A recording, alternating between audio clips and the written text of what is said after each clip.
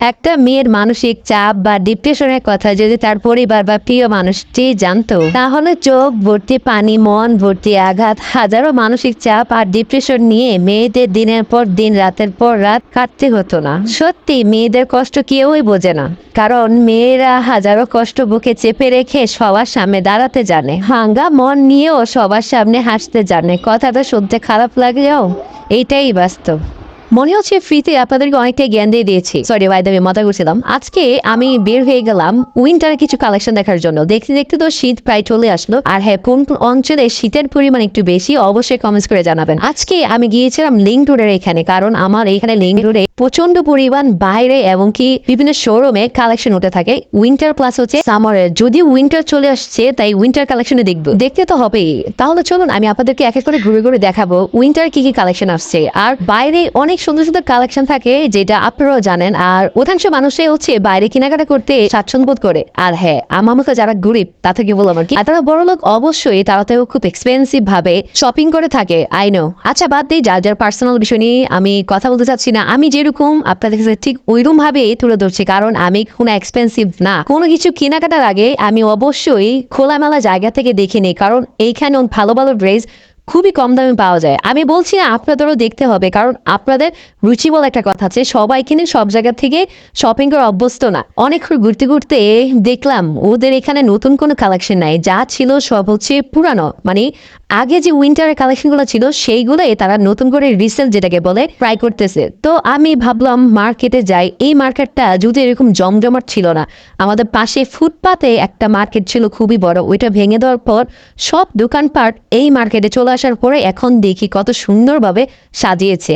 হ্যাঁ, আপনাদেরকে অবশ্যই একটু দেখাবো এখানে আমাকে কেমন লাগছে, কমেন্টস করে জানাবেন।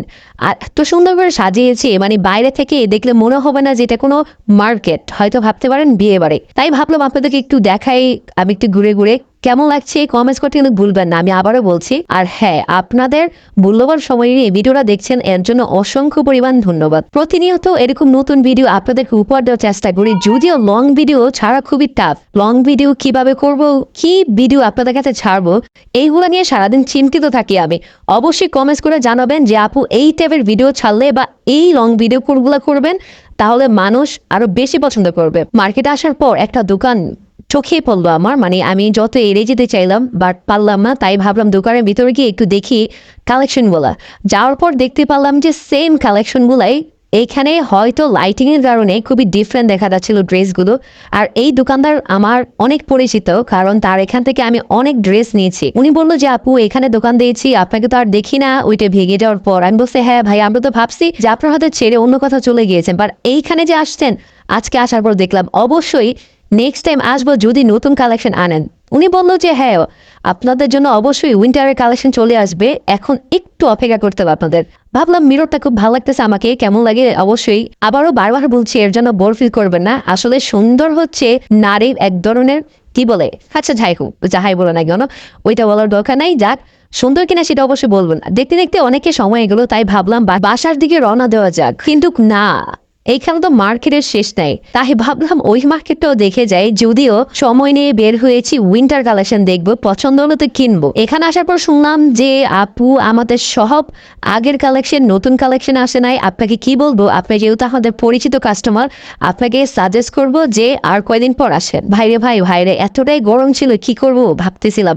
তারপর ভাবলাম যে একটা দোকানে ঢুকে একটা কোল্ড ড্রিঙ্কস খাই, যদিও ফানটা আমার খুবই ফেভারিট।